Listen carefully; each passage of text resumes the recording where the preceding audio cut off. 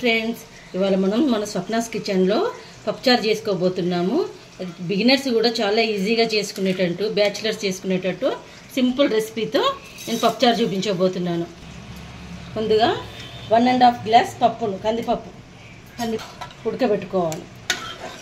ఉడకబెట్టుకొని పక్కకు పెట్టుకోవాలి.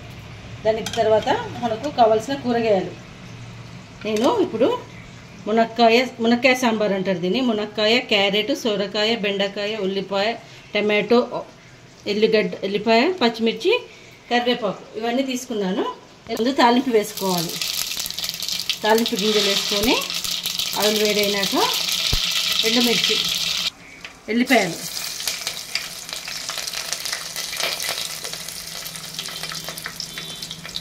తర్వాత పచ్చిమిర్చి, తర్వాత మన కూరగాయలన్నీ వేసుకోవాలి. మన కూరగాయలన్నీ వేసుకొని ఒక 5 నుంచి 10 నిమిషాలు వేగించుకోవాలి నూనెలోనే.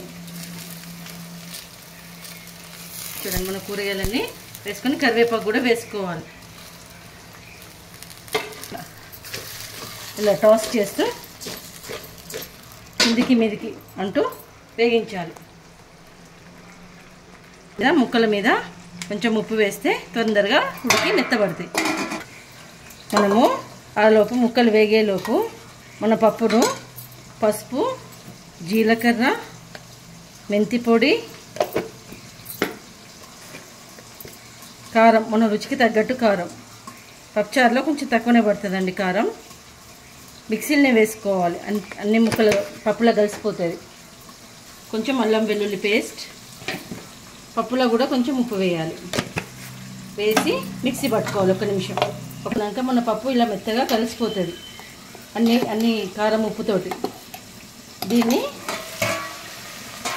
కూరగాయలు ఇలా వేగుతున్నప్పుడు మనము మిక్సీ పట్టుకున్న పప్పును వేసేయాలి.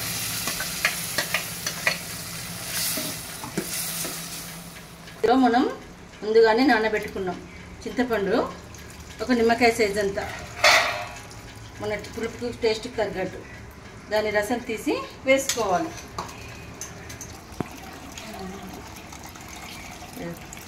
ఇలా మనం చారులో కలుపుకోవాలి.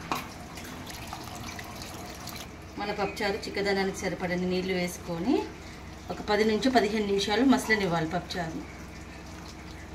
చిటికెడు చక్కెర వేసుకోవాలండి, తీయగా బాగుంటుంది. 1 స్పూన్ ధనియా పౌడర్. వేడి మన మునక్కాయ పప్పుచారు రెడీ అయిపోయిందండి. మీరు కూడా చేసుకొని ఎలా ఉందో కామెంట్ బాక్స్లో కామెంట్ పెట్టండి. నా ఛానల్ నచ్చితే like, share and subscribe my channel.